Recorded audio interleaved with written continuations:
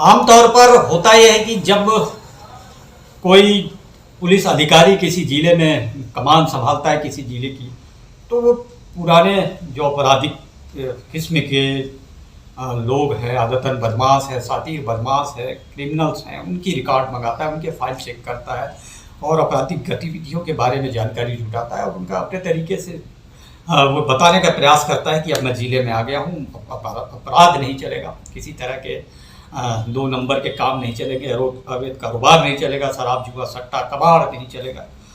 लेकिन यहाँ मामला उलट। 2007 में जब एसपी दीपांशु काबरा ने दुर्ग जिले की कमान संभाली तो एक ऐसे सातिर अपराधी ने उन्हें चुनौती दे डाली। एक ही रात में 11 लूट की घटनाओं को अंजाम देकर उसने एसपी दीपांशु काबरा का वेलकम किया, स्वागत किया।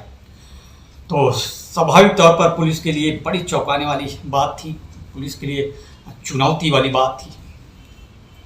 तो आज हम एक ऐसी कहानी लेके आए हैं, एक ऐसे ही गैंगस्टर की कहानी लेके आए हैं, ऐसे ही सातिर बदमाश, ऐसे ही मास्टर माइंड की कहानी लेकर आए हैं, जिसके बारे में जब राज खुला, जिसके बारे में खुलासा हुआ तो पुलिस भी एक बार भी चौंक गई। पुलिस भी एक बार भी समझ नहीं आया कि हमारे आसपास इतना सातिर किस्म का अपराधी अपराध को अंजाम दे रहा है।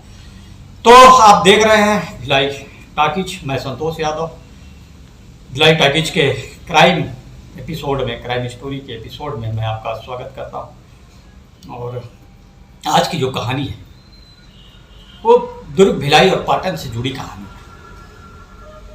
2007 में एसपी दीपांशु काबरा ने दुर्ग जिले की कमान संभाली और निश्चित तौर पर जब कोई नया एसपी दुर्ग जिले में आता है तो अपराधों की समीक्षा करता है, पुराने अपराधियों का रिकॉर्ड मंगाता है, साथी बदमाशों का रिकॉर्ड मंगाता है, उनकी समीक्षा करता है। तमाम समीक्षा चल ही रही थी, तमाम जानकारी जुटाई जा रही थी कि अवैध कारोबार के बारे में बैठकें चल रही थी। पुलिस थाने के प्रभारियों को बुलाकर समझाया जा रहा था कि अब किसी भी थाने में अवैध शराब जुआ सट्टा कबाड़ का मामला नहीं चलेगा, कोई साथी अपराध नहीं होना चाहिए, तमाम तरह की बातें चल रही थी। और मीटिंग खत्म होने के बाद दूसरे दिन जब अखबार की सुर्खियों में एक खबर छपी कि एक ही रात में 11 लूट, तो एसपी भौचक रह गए।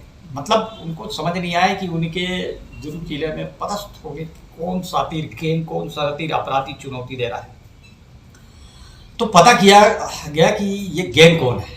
तो गैंग के बारे में जानकारी जुटाई गई, गैंग के बारे में पता किया गया कि आखिर ये गैंग है कौन, ये किस गैंग का काम हो सकता है। एसपी ने कल पदभार ग्रहण किया और रात में ही 11 लूट की घटनाओं को अंजाम दे दिया गया।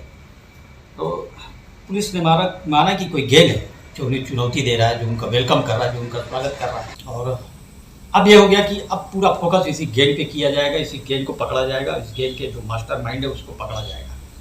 तो पुलिस, डॉक्टर संजू शुक्ला ने पुलिस की एक टीम बनाई जिसमें छावनी थाने के जो तत्कालीन सीएसपी थे रंजन सिंह और पाटन की श्वेता सिन्हा, ज्योति श्वेता सिन्हा, इनके लेके एक टीम बनाई गई और क्राइम ब्रांच का पूरा जाल बिछा दिया गया। जिस क्षेत्र में ज़्यादा वारदातों का अंजाम दिया जा रहा था वहाँ पूरा क्राइम ब्रांच की टीम को तैनात कर दिया गया, सब बीरों का जाल बिछा दिया गया। तमाम तरह की पुलिस ने सोर्सेस अपने तैयार कर लिए कि किसी भी तरह इस गैंग का कोई सदस्य पकड़ा जाए ताकि इस गैंग के बारे में जानकारी जुटाई जा सके। तो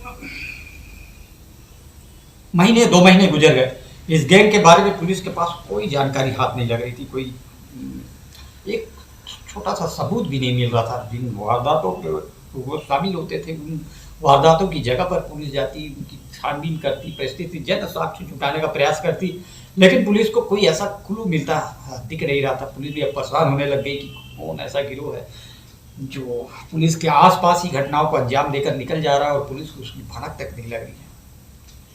अब 2 महीने बाद क्राइम ब्रांच पुलिस को सफलता मिली। क्राइम ब्रांच पुलिस ने इस गैंग से जुड़े 2 लोगों को गिरफ्तार किया। एक का नाम था राजेश यादव और एक का नाम था मोहम्मद हुसैन। अब पुलिस ने अपने तरीके से जब इनसे पूछताछ की तब इन्होंने अपने गैंग के मुखिया का नाम बताया, विक्की साहू। ये नाम दुर्ग जिले के अपराध के इतिहास के लिए नया नाम था, विक्की साहू। जो पूरे गैंग को ऑपरेट करता था। 11 सदस्यीय गैंग था जिसका मुखिया था विक्की साहू। विक्की साहू कहाँ रहता था, कहाँ आता था, कहाँ जाता था, इसके बारे में किसी को जानकारी नहीं।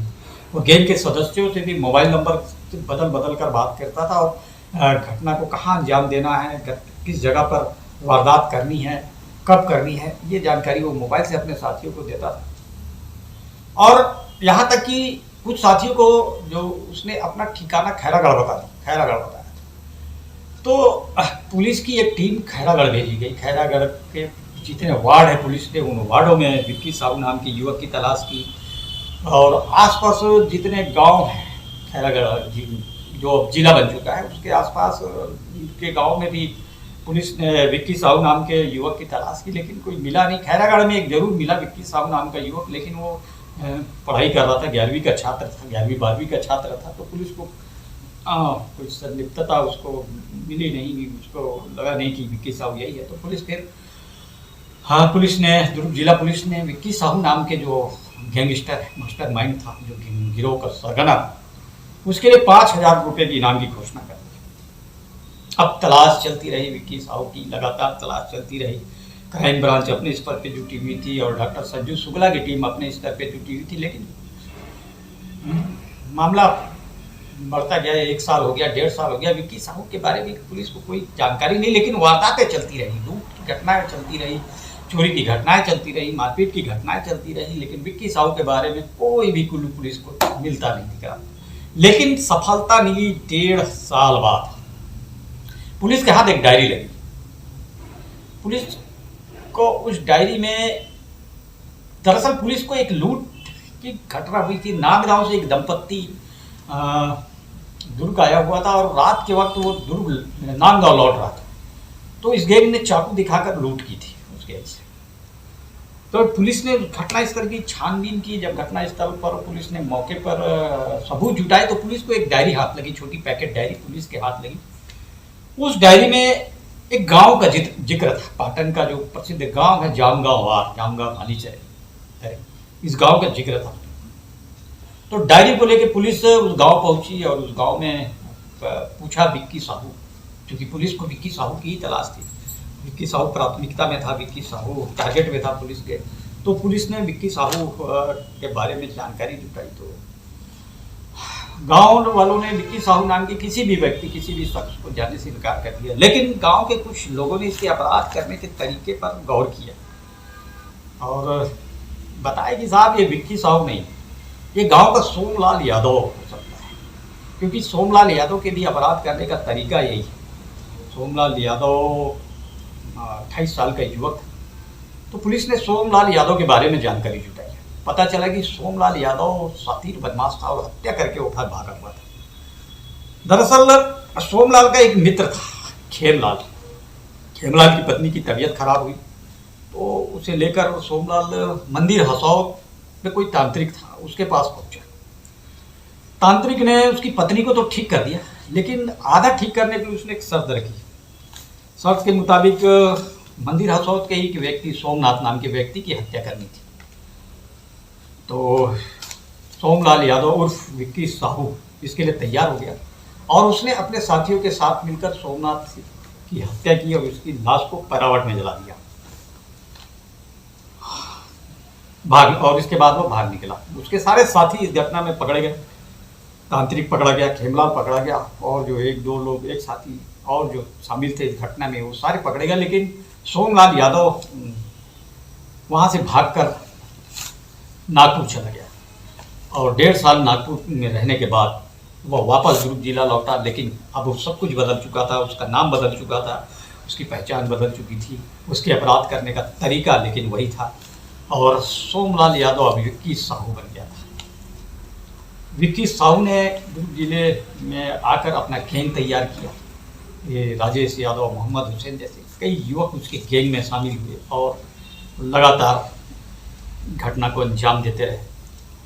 अब पुलिस के लिए चुनौती थी कि सोमलाल यादव को पकड़ा कैसे जाए, सोमलाल यादव की पहचान कैसे हो, सोमलाल यादव को के बारे में जानकारी कहाँ से जुटाई जाए। तभी सहयोग देखिए, इत्तेफाक देखिए कि पाटन में एक घटना हुई। पता चला कि एक युवक जिसका नाम विक्की साहू है, वो अपने एक ही साथी को चाकू मारकर नागपुर की तरफ भाग रहा है। अब पुलिस के लिए काफ़ी अहम जानकारी थी, तो पुलिस ने दुर्ग जिले की तमाम सीमाओं को सील कर दिया। दुर्ग जिले का चप्पा चप्पा सील कर दिया। पुलिस के हर थाने में कड़ी नाकेबंदी कर दी गई और बस स्टैंड, रेलवे स्टेशन पर नज़र रखने के लिए पुलिस बल तैनात कर दिए गए। चाहे वो राजपुर की दिशा में जाने वाले हो, चाहे धमदा की दिशा में जाने वाले हो, चाहे नांदगांव की दिशा में जाने वाली गाड़ियाँ हो, सबकी चेकिंग शुरू हो गई। इसी दौरान पता चला कि सोमलाल यादव विक्की साहू नांदगांव बस स्टैंड में हो सकता है, वहाँ से वो नागपुर भागने की तैयारी में।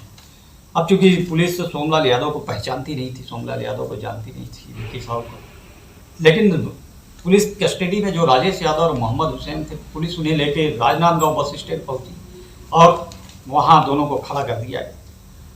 तभी विक्की साहू दुर्ग से आने वाली बस में बैठकर नांदगांव बस स्टैंड में उतरा और वह नांदगांव बस स्टैंड से नागपुर जाने वाली दूसरी बस में जैसे ही चढ़ा, राजेश यादव और मोहम्मद हुसैन ने इशारा कर दिया और पुलिस ने विक्की साहू उर्फ सोमलाल यादव को धर दबोचा। तो इस तरह एक डायरी से एक खतरनाक मुजरिम का, खतरनाक अपराधी का, खतरनाक मास्टरमाइंड का गैंग का खुलासा हुआ। गैंग के धीरे धीरे कर सारे सदस्य पकड़े गए और पता चला कि तकरीबन विक्की साहू ने नागपुर से लौटने के बाद इन 1.5 सालों में 20 से ज़्यादा अपराधों को अंजाम दिया था, जिसमें वह स्वयं शामिल था और उसके साथियों ने जो घटना का अंजाम दिया था इन सालों में, उसकी संख्या और भी ज़्यादा थी।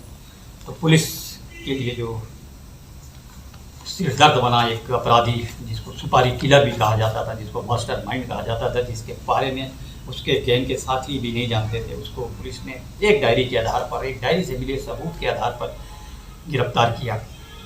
तो आज राजेश यादव, मोहम्मद हुसैन और इस गैंग के तमाम सदस्य और मास्टरमाइंड जो है विक्की साहू, सोमलाल यादव जेल में हैं, दुर्ग जेल में। और पुलिस के लिए एक बड़ी सफलता थी, पुलिस ने राहत की सांस ली और एसपी दीपांशु काबरा के दुर्ग आगमन पर उसको चुनौती देने वाला गैंग बाद में समाप्त हो गया। तो हमारी स्टोरी, क्राइम की स्टोरी आपको कैसी लगी कमेंट बॉक्स में जरूर बताइए और हमारे चैनल को इस तरह की और स्टोरी देखने के लिए हमारे चैनल को लाइक, शेयर और सब्सक्राइब जरूर कीजिए। तब तक के लिए नमस्कार।